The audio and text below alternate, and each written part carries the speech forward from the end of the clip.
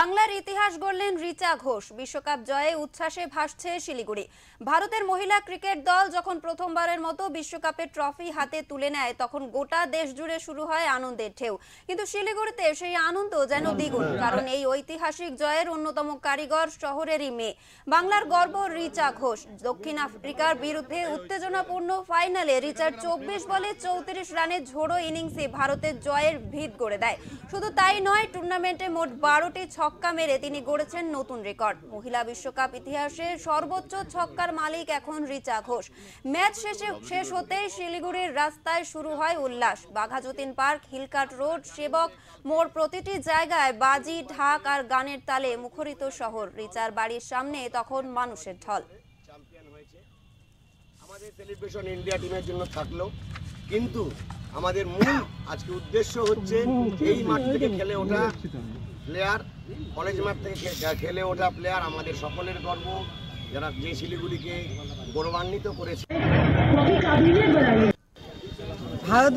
ভারতের মেয়েরা চ্যাম্পিয়ন হয়েছে, তাতে আমাদের গর্ব যে আমরা দুদিক থেকেই একরকম ভারতের মেয়েরা চ্যাম্পিয়ন হয়েছে, তার মধ্যে আমাদের শিলিগুড়ির মেয়ে রিচা ওই টিমের অংশীদার ছিল। তো আমরা ভীষণ খুশি, ভীষণ আনন্দিত, আমরা ভীষণভাবে প্রাউড ফিল করছি রিচার জন্য, আমাদের টিম ইন্ডিয়ার জন্য।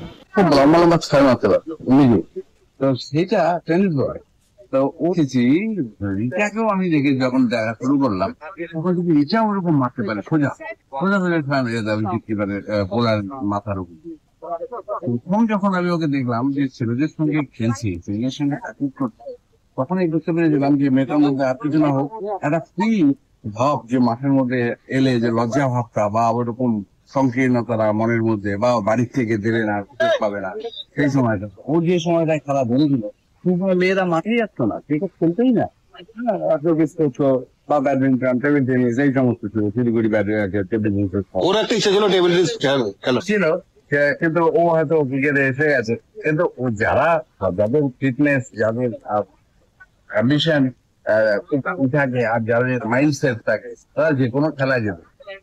ওকে আমরা যখন আমি যখন ওকে পেলাম তখন ও ডিস্ট্রিক্ট টিমে ওকে আমি 2 বছর পেয়েছিলাম, 17-18 তখন ও আমাদের হয়ে খেলতে পারতো, কিন্তু ও তখন বেঙ্গল লেভেলে পৌঁছে যাবে। বেঙ্গল লেভেলে পৌঁছে যাওয়ার পর তখন ওকে শিলিগুড়িতে এসে আমরা রেগুলার প্র্যাকটিসে রাখতে পারতাম।